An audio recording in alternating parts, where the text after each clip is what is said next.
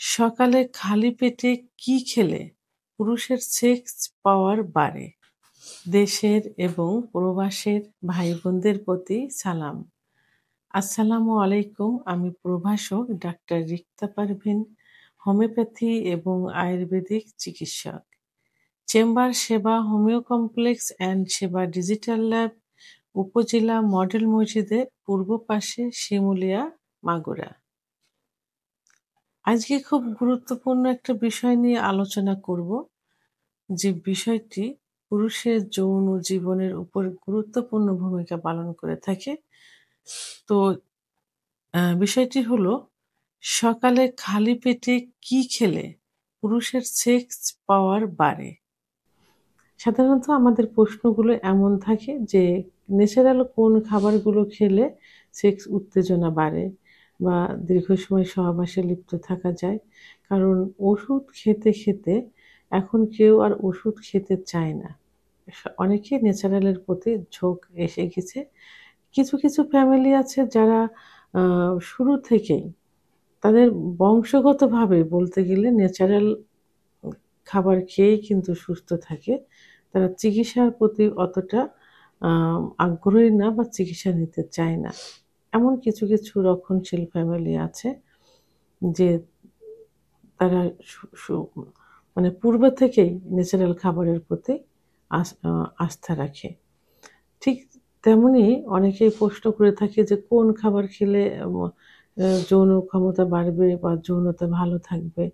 কারণ ওষুধ এখন অধিকাংশ ওষুধই অন টাইম হয়ে গেছে। এটা অনেকেই বুঝতে পেরেছে। যে যখন ওষুধ খায় তখন রেজাল্ট আসে, ওষুধ আ ফুরিয়ে গেলে আরো বেশি ক্ষতিগ্রস্ত হয়ে যায়। যতটুক উত্তেজনা আসে, উত্থান হয় বা ইচ্ছা হয় তার থেকে বেশি ক্ষতি হয়ে যায়। এমন একটা পজিশনে চলে যায় যে প্যারালাইজড মতো হয়ে যায়। এমন কিছু মন্তব্য থাকে। এইজন্য অনেকেই এখন আর ওষুধ খেতে চায় না। মূলত ন্যাচারাল এর প্রতি ঝোঁকটা বেশি। আর ন্যাচারাল মানেই কিন্তু ভেষজ, তাই না? আর এবং ন্যাচারাল কিছু ফলমূল এইগুলা। তো তো আজকে আমি এমন কিছু খাবার নিয়ে আলোচনা করব, যে খাবার খেলে পুরুষের সেক্স ইচ্ছা, উত্থান সব বৃদ্ধি পাবে এবং সেটা স্থায়ীভাবে থেকে যাবে। তো মেডিকেল সায়েন্স অনুযায়ী আজকে আমি এই বিষয় নিয়ে আলোচনা করব। যৌন ক্ষমতার উপর প্রভাব ফেলে ৪ টি জিনিস। সেই ৪ টি জিনিস কি?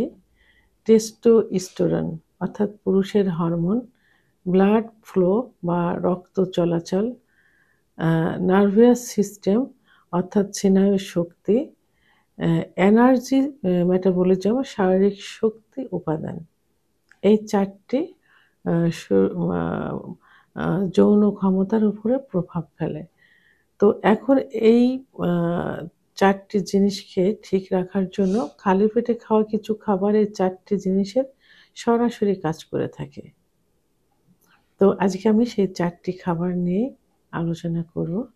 তো মূলত আমি যে বিষয় নিয়ে যে খাবার নিয়ে আলোচনা করব, এটা দেখা গেছে যে আ মানে আমি ইসলামিক দৃষ্টিকোণ থেকে যেটা বলব, যে আমার মহানবী সাল্লাল্লাহু আলাইহি ওয়াসাল্লাম বলেছেন মানুষের অ্যা রোগ মুক্তির প্রধান ২ টি খাবার হলো কালো জিরা এবং মধু। তো তিনি ফজরের নামাজের পরে খালি পেটে কালো জিরা এবং মধু খেতেন। তো অনেকের ধারণা এবং বিজ্ঞানসম্মত যে আ কালো জিরা কিন্তু অধিকাংশ রোগেরই মহা ঔষধ। ক্যান্সার রোগ পর্যন্ত কিন্তু কালো জিরা প্রতিরোধ করে। তো সেই এইভাবে কয়টি খাবারের নামই বলব। ১ম যেটা বলব সেটা হলো খেজুর। খেজুরের ন্যাচারাল টেস্টোস্টেরন অ অ বুস্টার করে। এটাতে থাকে ফ্রুক্টোজ, গ্লুকোজ, পটাশিয়াম আ ইত্যাদি উপাদানগুলো থাকে যেগুলো টেস্টোস্টেরন হরমোন তৈরি করে। যৌন শক্তি বৃদ্ধি করে, রক্ত চলাচল বৃদ্ধি করে এবং সহবাসের সময় বাড়িয়ে দেয়। সহবাসে অধিকাংশ সময় বাড়িয়ে না দিলেও সহবাসে কিছুটা সময় বাড়িয়ে দেয়। এটা খেজুরে এটা করে থাকে। তা এই খাবারটা সাধারণত সকাল ৬টা থেকে ৭টার মধ্যে খালি পেটে এটা খেতে হবে। আ ২য় যেটা বলব সেটা হলো ডিম। ডিমে পর্যাপ্ত পরিমাণে জিঙ্ক থাকে। যেটা টেস্টোস্টেরন হরমোন বৃদ্ধি করে, বীর্য ঘন করে, ক্লান্তি দূর করে থাকে। এই ডিমটাও সকালে খালি পেটে খেতে হবে। ৬টা-৭টার মধ্যে খালি পেটে খেতে হবে। ৩ নাম্বার যে খাবারটি বলব সেটা হলো কালো জিরা। কালো জিরাকে ব্ল্যাক সিড বলা হয়। কালো জিরাতে থাকে অ্যা থাই থাইকো থাইমোকুইনাইন থাকে কালো জিরাতে, যেটা নাইট্রিক অক্সাইডকে বাড়িয়ে দেয়। তো এই কালো জিরা কখন খেতে হবে? এই কালো জিরা সাধারণত এর ১ চিমটি খেতে হবে ফজরের নামাজের পরপরই খালি পেটে ১ চিমটি খেয়ে দিতে হবে। তো কালো জিরার কাজ হলো লিঙ্গের রক্ত প্রবাহ বাড়িয়ে দেয়, ইরেকশনে সাপোর্ট করে এবং শরীরে প্রদাহ দূর করে। অর্থাৎ লিঙ্গের ভিতর যে রক্ত চলাচল, এই রক্ত চলাচলটা কিন্তু কালো জিরায় আ বাড়িয়ে দেয় এবং কিছু গায়ে কিছু ব্যথা বিষ থাকে, যে ব্যথা বিষগুলো কালো জিরাতে কিন্তু দূর হয়ে যায়। আ ৩ নাম্বার ৪ নাম্বার যেটি বলবো সেটা হলো মধু বা হানি যেটা বলে।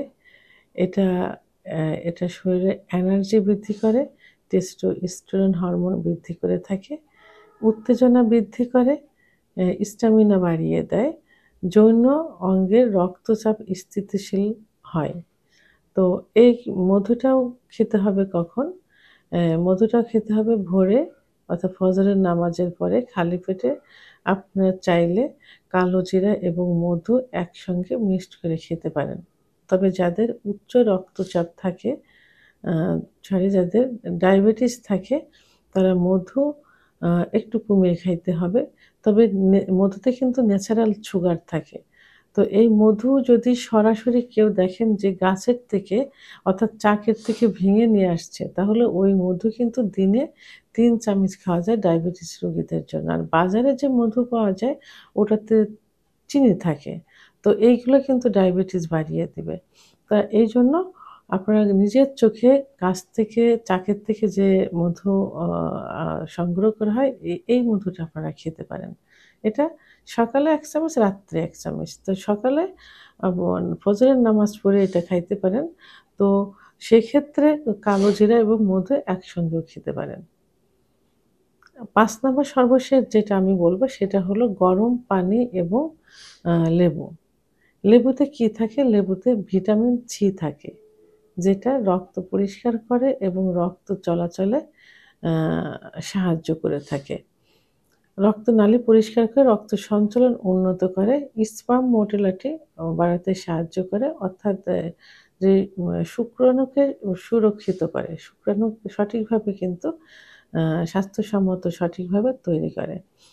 তো এইজন্য এই গরম আ আ ১ গ্লাস গরম পানির ভিতর কুসুম গরম পানির ভিতরে ১ চামচ লেবুর রস দিয়ে এটা খেতে পারেন। সকালে খালি পেটে ৬টা-৭টার মধ্যে খেতে হবে। তো এখন যে ন্যাচারাল ৫টি খাবার আমি বললাম, এই ন্যাচারাল ৫টি খাবার যদি আপনারা নিয়মিত ১ মাস অর্থাৎ ৩০ দিন খেয়ে যান, তাহলে কিন্তু খুব ভালো একটা রেজাল্ট চলে আসবে।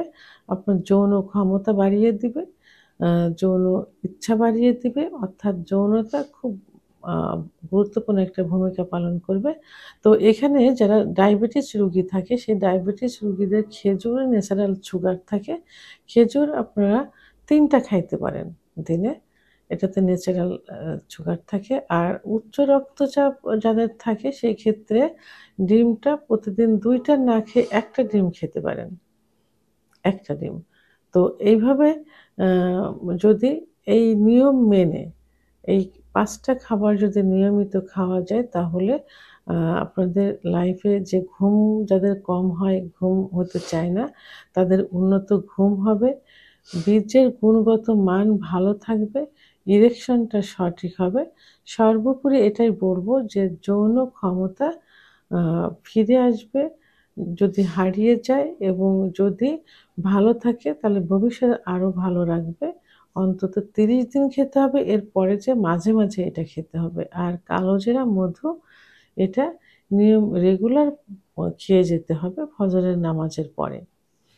ভিডিওটি সম্পর্কে যদি কোনো মতামত থেকে থাকে অবশ্যই কমেন্টসের মাধ্যমে জানাবেন। আর ভিডিওটি ভালো লাগলে লাইক, কমেন্ট, সাবস্ক্রাইব করে আমার সঙ্গে থাকুন। আল্লাহ হাফেজ।